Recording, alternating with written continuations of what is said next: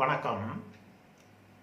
அதியோகம் என்ற ஒரு சுபயோகம், நல்ல பலன்களை தரக்கூடிய ஒரு யோகம் பற்றி உத்தரகாலாமிர்தம் என்ற சுவடி நூல் சொல்லும் கருத்தையும், அடுத்து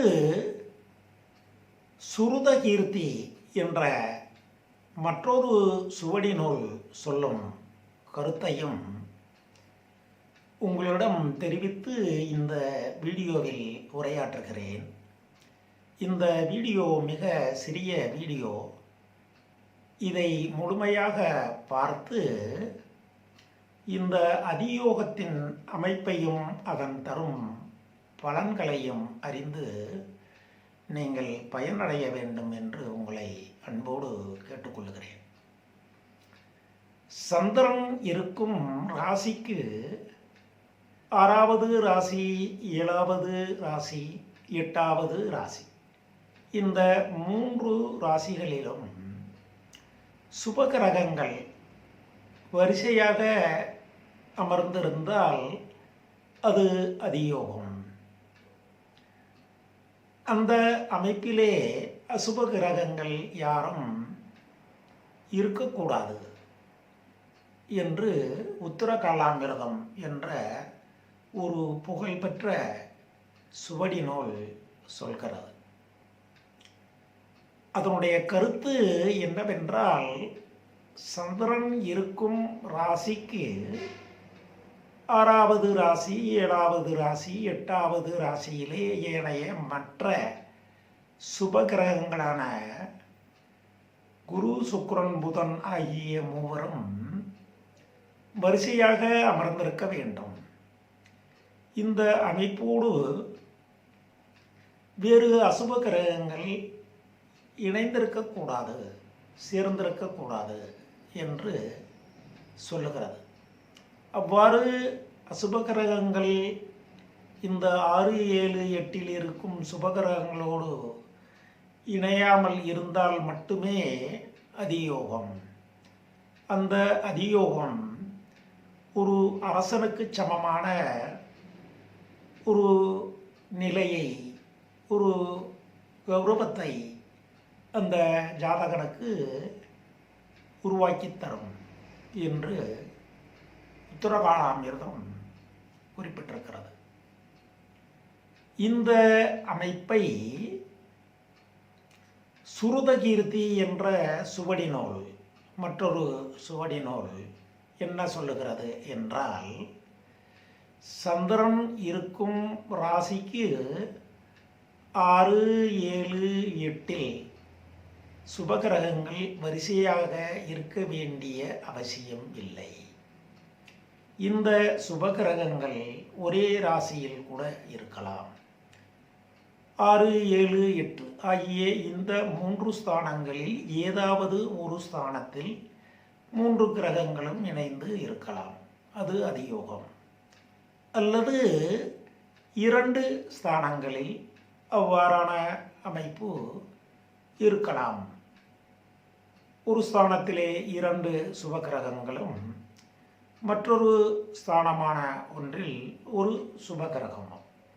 இவை 6, 7, 8 ஆகிய இந்த ஸ்தானங்களுக்குள் 2 ஸ்தானங்களில் இருக்கலாம் என்று சுருதகீர்த்தி சொல்கிறது.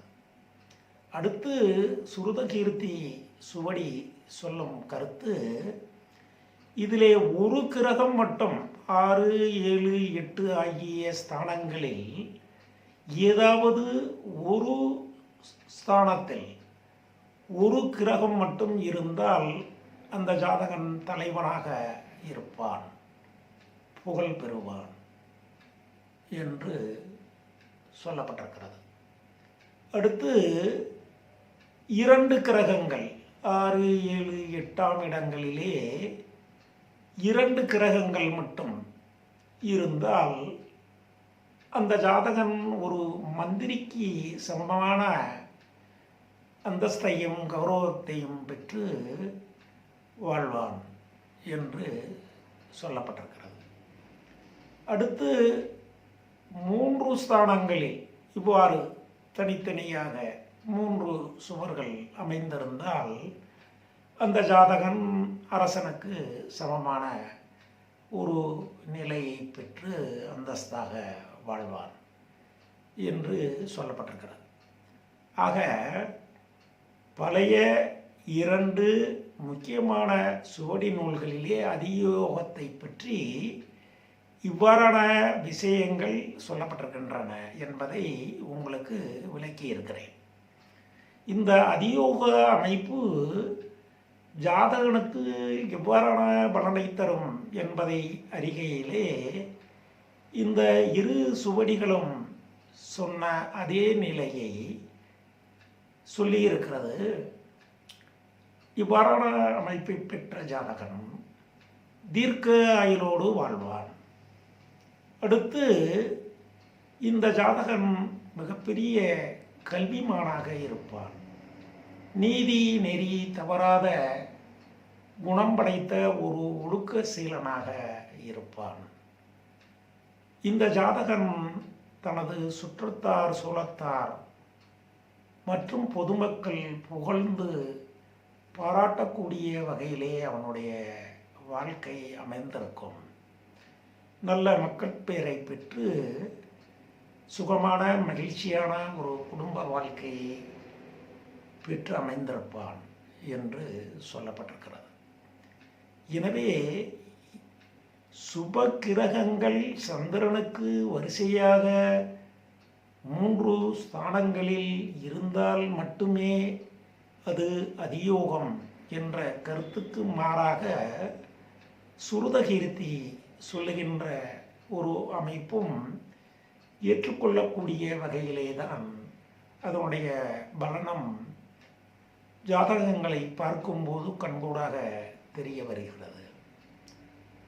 சந்திரன் நிற்கும் ஸ்தானத்திற்கு 6வது ஸ்தானம், 7வது ஸ்தானம், 8வது ஸ்தானம், இந்த 3 ஸ்தானங்களிலே 3 சுபகிரகங்கள் இருந்தாலும் அல்லது 2 ஸ்தானங்களிலே அந்த 3 கிரகங்கள் இருந்தாலும் அல்லது ஒரு கிரகம் ஒரு ஸ்தானத்தில் இருந்தாலும் அதனுடைய அளவுக்கு தக்கவாறு அதியோகத்தின் பலனை அது தரும் என்ற அடிப்படையிலே ஒரு கிரகம் அமைந்திருந்தால் தலைவன், 2 கிரகம் அமைந்திருந்தால் அவன் அமைச்சருக்கு சமமான அந்தஸ்தை பெற்று வாழக்கூடியவன், 3 கிரகங்கள் அமைந்திருந்தால் அவன் அரசனுக்கு நிகரான ஒரு ஜாதகன் என்று சொல்லப்பட்டிருக்கிறது.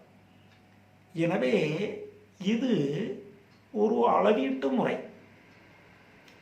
அந்த 3 கிரகங்களும் வரிசையாக இருந்தால் மட்டுமே சுபபலன் கிட்டும் என்ற கருத்துக்கு மாறாக ஒரு கிரகம் இருந்தாலும் அந்த கிரகத்தின் அளவுக்கு தக்கவாறு அந்த ஜாதகனுக்கு பலன் உண்டு. 2 கிரகங்கள் அந்த 6, 7, 8 இருந்தாலும் அந்த அளவுக்கு தக்கவாறு அந்த ஜாதகனுக்கு இந்த அதியோகத்தினுடைய பலன் உண்டு. அடுத்து 3 கிரகங்கள் வரிசையாக இருந்தாலும் அதற்கு தகுந்தவாறு அதியோகத்தின் பலனை அந்த ஜாதகன் அடைவான் என்ற கருத்தின் அடிப்படையிலே சுருதகீர்த்தி நூல் சொல்கிறது. எனவே இவ்வாறான அமைப்பில் சந்திரனுக்கு 6, 7, 8 சுபகிரகங்கள் இருக்கும் அமைப்பை வைத்து அந்த ஜாதகத்தின் அளவை நிர்ணயம் செய்து பலன் அறியலாம் என்பதை நேயர்கள் அறிய வேண்டும் என்பதற்காக இந்த வீடியோவிலே இந்த அதியோகத்தை பற்றிய விளக்கங்களை நான் சொல்லியிருக்கிறேன். இதன் அடிப்படையிலே சந்திரன் நிற்கும் ராசிக்கு 7வது இடத்திலே பொதுவாக சுபகிரகங்கள் இருந்தால் அது சுபபலனை தரும் என்பது இயற்கையான ஒன்று. அடுத்து அது எல்லா நூல்களிலும் சொல்லப்பட்ட ஒரு யோகா அமைப்பு. அடுத்து 6, 8 என்பது முழு மறைவு ஸ்தானங்கள். அந்த முழு மறைவு ஸ்தானங்களிலும் சந்திரனுக்கு 6, 8 என்ற அடிப்படையிலே சுபகிரகங்கள் இருந்தால் அது சுபபலனை தரும். நல்ல கௌரவத்தை அந்த ஜாதகன் பெற்று உயர்வான். ஒரு அரசனுக்கு நிகரான அந்தஸ்தை பெறுவான். வாழ்க்கை தரத்தை பெறுவான் என்று சொல்லப்பட்டிருக்கிறது. சுருதகீர்த்தி அதுக்கு அளவீடு நிர்ணயம் செய்து ஒரு கிரகம் இருந்தாலும் அதற்கு பலன் உண்டு என்ற கருத்தின் அடிப்படையிலே விளக்கம் தந்திருக்கிறது என்பதை நேயர்களுக்கு தெரிவித்து, இந்த வீடியோவை காணும் எனது அன்பான நேயர்கள் எனக்கு சப்ஸ்கிரைப் செய்து ஆதரவு தர வேண்டும் என்றும், எனது முந்தைய பழைய நிறைய வீடியோக்கள் வெளியிடப்பட்டு அவைகள் யூடியூப்பிலே காண்பிக்கப்படுகின்றன.